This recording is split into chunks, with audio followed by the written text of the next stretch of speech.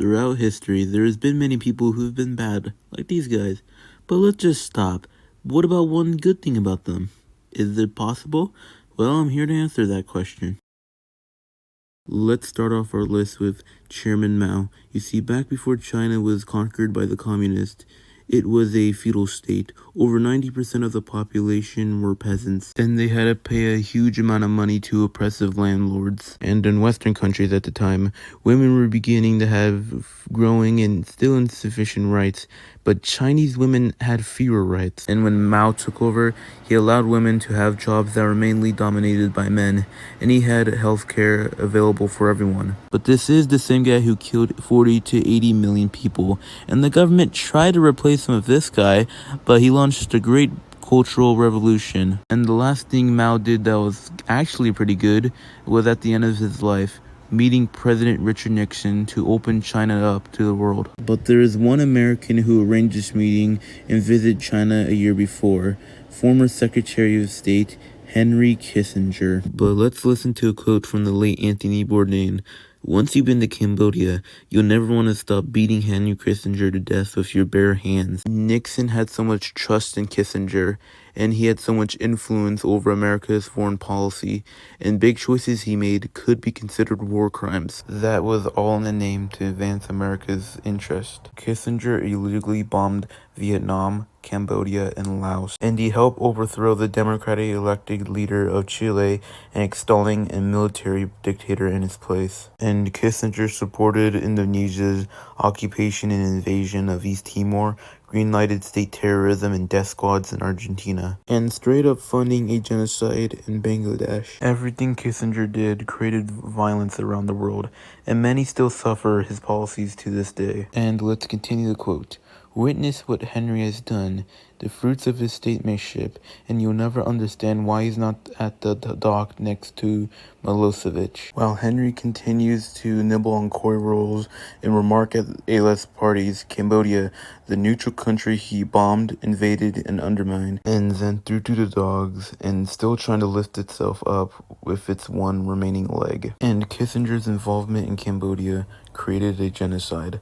But on a personal note, Kissinger was a Jewish child in Nazi Germany, and his family fled to America before World War II, and he grew up to fight the Nazis. And the deal he negotiated with China helped millions of Chinese people out of poverty. But thanks to Kissinger's bombing of Cambodia, a minor communist movement overthrew the American-backed government. And the leader of this group was the man, the myth, the legend, Pol Pot. Seen a video I'd already done about this guy. Let's give you some clips on what he did. Cities only to work on farms. If you didn't like it, well, you got sent to a prison site. And you also work day to night. If you didn't like your work, you'll get beaten, tortured, or executed. Everybody was starving except for Big Daddy Pol Pot. He's the leader. And people weren't even allowed to have medicine. And one thing that Pol Pot is remembered for is the killing field. The killing fields is where they'll dump the dead bodies of prisoners. If you thought that was bad, well, you haven't seen us yet, sister. And the most infamous of sites was Site 21. It was a high school until it was turned into a prison camp. And the prisons were hell on earth. The guards will keep track of the prisoners by taking pictures so they can recognize them. And torture was experienced every day. And children were taken away from their parents. Since you've seen that video, what are your questions, students? How's that guy good? He killed so many people. Well, let me tell you. Reportedly, he loved his daughter and his wife so much, and his daughter still expresses fond memories of him to this day. And thank God he didn't create a cult of personalities like his comrades up north. But someone who did create a cult of personality was an American pastor by the name of Jim Jones, architect for the Jonestown Massacre.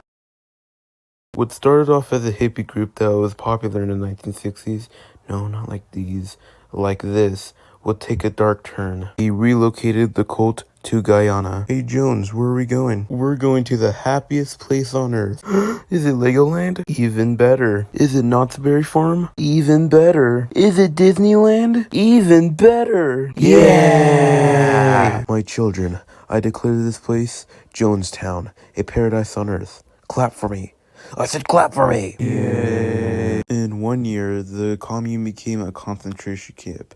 You had to do 8 hours of work and 8 hours of study. Basically, Jones is reading political stuff from China and the Soviet Union. And the land on the commune didn't really produce that much food, so they had to rely on social security checks from elderly members. And over time, Jones became increasingly paranoid that the FBI will come for him any day now. And that fear became a reality when a congressman, reporters, and relatives of cult members came to Jonestown. And what they found was a peaceful but weird hippie group. And when the group was about to go, the cult members begged them to take them home, and Jones reluctantly let them. But Jones ordered armed loyalists to shoot at the group. And Jones knew this project was over, so he ordered everybody to drink laced Kool-Aid, and anyone who didn't were injected with cyanide, and left a scene scarred in history. And you're probably asking me, how did anything he did good? It looks like he was just crazy. Well, let me tell you. You see, back in Indiana, he helped desegregate the schools, integrate police, and hospitals. But a person who was very racist and hated minorities and failed his art exam,